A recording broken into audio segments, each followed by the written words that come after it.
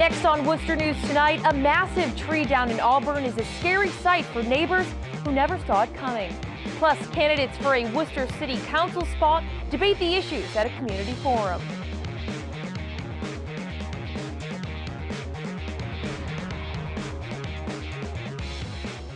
Good evening, everyone, and thanks for joining us. I'm Anna Botari.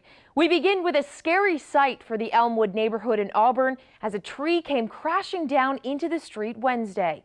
The Department of Public Works were able to clear the road tonight, but the tree left neighbors like Patty Mallison feeling uneasy. The tree landed about 25 feet away from her driveway on a road she travels daily. I know the size branch that was over there. If somebody was under it, it could have killed someone. It was a huge branch that was hanging over the street. The cause of the tree falling has not yet been determined, but the Auburn Fire Department does not believe it was weather related. Well, we're just 2 months away from the municipal elections, and races are starting to take shape here in the city of Wooster. Wednesday, the candidates for Wooster's District 5 City Council seat were under the same roof, answering questions before Tuesday's preliminaries. Our Cam Jandro was at tonight's forum and has the details. Cam? Anna, voters in District 5 had the opportunity to hear from 3 of the 4 candidates running for City Council. I caught up with a few of them to see why they think they're the best option for District 5. Potential voters fill the IBEW Hall on Mill Street to hear from 3 candidates vying for Worcester's District 5 City Council spot.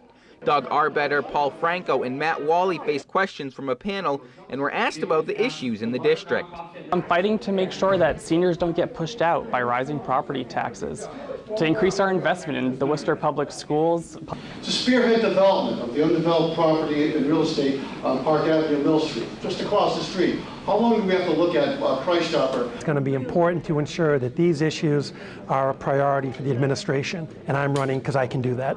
The 3, along with Benjamin Champagne, are running to fill Councillor Gary Rosen's seat.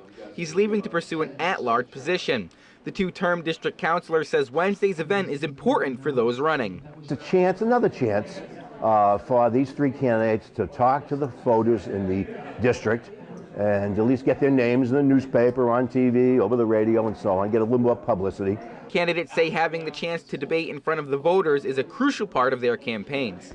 I hope I can get my message across to the District 5 voters that, you know, I'm a son of the district, graduate of Doherty Memorial High School. What I want to do is express that message, and hopefully people kind of get a sense of why I'm running and what I care about. Arbetter, Franco, and Wally have all run for political office before. All 3 believe they're the candidate that will be best for Worcester's District 5. I think my experience separates me. I have a master's degree in urban planning from Clark University. I'm on the Parks and Recreation Commission. Who am I? I'm like many of you. My wife and I have lived in the district for over 27 years. We've raised our 6 children in a modest 3-bedroom home on Olding Street.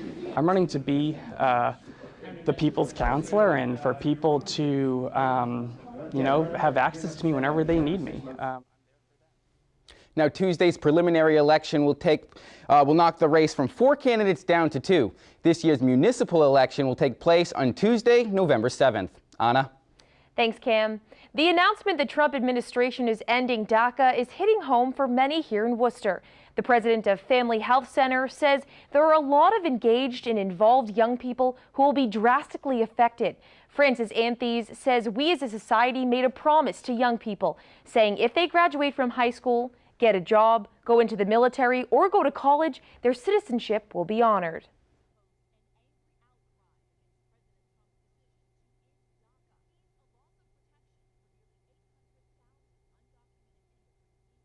For me, the moral principle is that we as a society made a commitment to young people, almost 1 million of them, over 800,000 of them.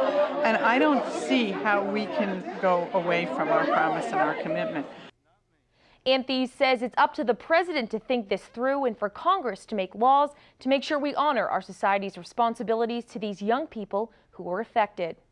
Local families are tracking Hurricane Irma tonight. The Category 5 storm made its first landfall this morning, hitting parts of the Caribbean. President Donald Trump has already declared emergencies in Florida, Puerto Rico, and the U.S. Virgin Islands. For some in Wooster, this means their families living in the storm's path could be in danger. And today they're trying their best to keep in touch with them. Our Rosalind Flaherty spoke with families who may be impacted.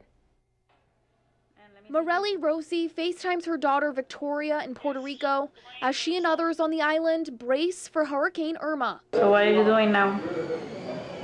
Waiting? No. Yeah. The Westboro resident's 2 children live in the northern part of the island.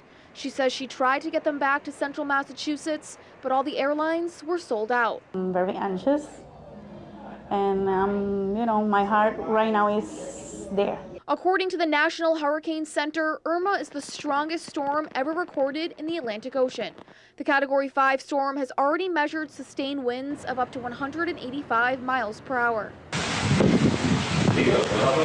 Cell phone video from Rosie's children captures the beginning stages of the storm. They're very, scared right now. Wooster resident Sarai Rivera watches the hurricane model.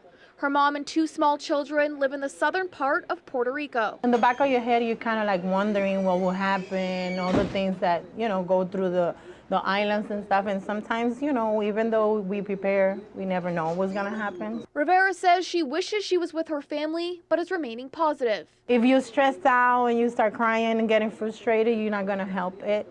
I have 2 little ones that they need to see me like, I'm handling so they can, feel safe. Rosie says for now, she will communicate with her children for as long as she can and prays for the nightmare to be over. If I have to bring them here, I will. Oh, okay. I was going to kill it. But I hope everything is going to be, fine. Rosalind Flaherty, Worcester News Tonight. Less than 1 year after being hit by Hurricane Matthew, Haiti is preparing for yet another big storm. And as our Brittany Schaefer explains, the team at Be Like Brit is making sure their orphanage is ready to keep its children and the community around them safe. It's like family. You want to make sure that everyone's okay. Cheryl Ann Gangle is praying for the people of Haiti and the children and workers at the orphanage her family founded there as Hurricane Irma approaches the island. Today, the community at Be Like Brit in Brit's home is rushing to make final preparations. We're making sure that we have extra water, extra food for the children and staff and community members that'll come in. We have extra propane, diesel for the vehicles, flashlights, raincoats. I was just down in Haiti about a week and a half ago. When we were down there at the time, we really didn't know anything about Irma, so it kind of caught everyone a little off guard. While Haiti isn't going to be directly hit, the Category 5 storm will bring heavy rain. It's very difficult because not everybody lives in a home or has an apartment or things like that. They're living in tents and really aren't protected from the elements whatsoever. So when the rain comes down, it's not like it goes around their tent, it goes through their tent. The rain alone would be horrific. The Be Like Brit orphanage is one of the safest and most secure buildings on the island. Gangle says they are opening their doors so the community can stay safe. Staff, the community, that some of the people that came to us last time, that if you need shelter, we are here and we want to make sure that everyone is safe. Thankfully, the southern part of Haiti shouldn't get hit too bad, but with the wind and rain, it's a little bit of a concern for a lot of our neighbors in the community. So we're going to try and take in as many as we can while this is happening. Less than 1 year ago, dozens of people in Haiti took shelter at Brit's home during Hurricane Matthew while their homes were rebuilt. Gangle says it would be traumatic for the island to go through it again. It does bring back memories of, and fortunately, even Hurricane Matthew, we weren't hit horrifically hard, unlike Lakai, southern part of Haiti, but you have concern because every day in Haiti is hard, so to add anything like this on top of it makes it even more difficult for the people that live there. Now, Hurricane Irma is expected to pass by Haiti tomorrow night. Be Like Brit will have a live stream of their orphanage on their Facebook page to make sure everyone is safe. Brittany Schaefer, Worcester News Tonight. Today, the House of Representatives passed a disaster aid package for Hurricane Harvey victims. The nearly $8 billion package is the first round of money expected for areas of Texas and Louisiana. The bill now moves on to the Senate. We'll see, I believe, strong bipartisan support for the federal relief needed to help people come out of this. But Texas will rebuild. The Senate now has to approve the funds later this week, which they will tie to a raise in the nation's debt limit. An Auburn firefighter is back from Texas tonight. He aided search and rescues after the state was devastated by Harvey. Glenn Marshall has the story. We would step out of our boats onto the roofs of houses. Some areas, that's how deep the water was. Risking his life to save others is something Captain Jeffrey Mitchell does as a member of Auburn's Fire Rescue. But last week, he was on a different mission, volunteering with Hurricane Harvey recovery efforts down in Texas. A lot of water. A lot of water and a lot of people that were very appreciative. Those people helped keep him and the rest of the volunteers with Team Rubicon going, checking between 150 to 200 homes a day for anyone or anything that needed help in waters so deep animals used anything as a flotation device. There was one point where I went to step onto a roof to check a roof and a deer ran off the roof. I spooked a deer. The team comprised of mostly first responders and armed service members. With the threat of another monster storm heading towards Florida, Captain Mitchell has advice for people in the pathway of Irma's possible destruction. Follow the warnings. If they say evacuate, evacuate as soon as possible. And he says he will be around for any help needed during its aftermath. Glenn Marshall for Wooster News Tonight. Worcester Public Schools Superintendent Maureen Binenda is honored tonight at the Family Health Center's annual meeting. Superintendent Binenda receives the 2017 Healthy Communities Award. She was chosen as this year's recipient for working closely with Family Health Center over the years to bring a school-based health center, food bank, and a dropout prevention program to South High School.